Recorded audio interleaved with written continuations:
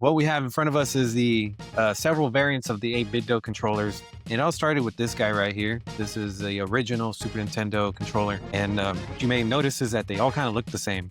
These came out around the COVID era, somewhere around there. 8-bit-do was filling that demand by giving you what appears to be an almost identical Super Nintendo controller. And it just kind of bogs my mind how they got away with it. But this controller, it's very iconic. When you see this controller, it's going to generate so many memories. Layout is probably the most important controller to come out that set the foundation for everything else. Yes, you can argue NES, but the one thing that's unique about it is the 4-button layout on the right and the left. It's symmetrical, it's balanced, it fits very perfectly in your hand. It hasn't changed very much from this. Like, everything is foundational to this. Really cool that 8-bit-do was able to provide us with the controller that took us back to this era. This is, I'm not trying to get into the money side of it, but I scooped one of these for really cheap, and these things are really expensive right now. And I think maybe that's proof that these are really truly in demand. And unfortunately, they're discontinued, but you could probably still find them in the wild on eBay or maybe even like Marketplace. Question, how often do you see some of these 8-bit-do controllers, either the US purple editions or the Famicom editions? Are they out there, or it just kind of, not brand new? Yeah, you're not going to find these brand new. Also, they do have the Famicom version. Not very popular in the United States, but it makes for a great second controller. As far as the question about finding these new, good luck. eBay, finding them new. But you could still find them used.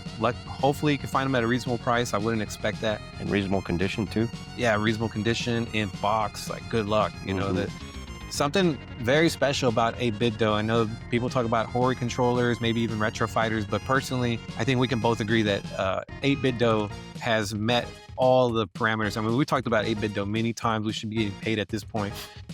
8-bit-do has knocked it out of the park when it comes to giving you a replica controller, functionality, wireless, low latency. We ask why we keep buying their stuff is because the value, you know, they're a little bit more expensive than the cheap controllers, but at the end of the day, these guys are delivering. It's really cool. Like I said, if you can find one with the old SNES style, very cool. So any final points, takeaways, feelings that you get from finding this 8-bit-do controller, especially the older variant? I think my takeaway is, if you come across, whether it's Nintendo or 8-bit-do, Hori, whoever it is, if you come across a point where they are remaking a controller that you grew up on, say it's the GameCube controller next, and it's like almost a replica down to the point.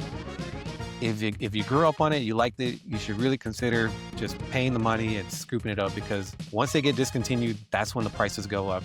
I looked up this controller, they're trying to sell it for like $300. I'm not saying they'll get $300, but they might get $200 out of it. The point is, these things shoot up. Once they stop making them, that's it. And even the one that Nintendo provides is out of stock. Yeah, this is the Super Nintendo. This is the Nintendo version of their Super Nintendo controller, wireless for the Switch, and it is. I've been waiting for a thing like, what, 6-9 months? Yeah, I haven't been able to get this controller. We've been on the look for it, especially after I said, like, oh no, it'll come back in stock. So if you guys have one, you guys have any questions, any thoughts, put them in the comments below. Like to hear your story, and hopefully if you come across one of these, scoop it up. It'll be worth it. Y'all take care.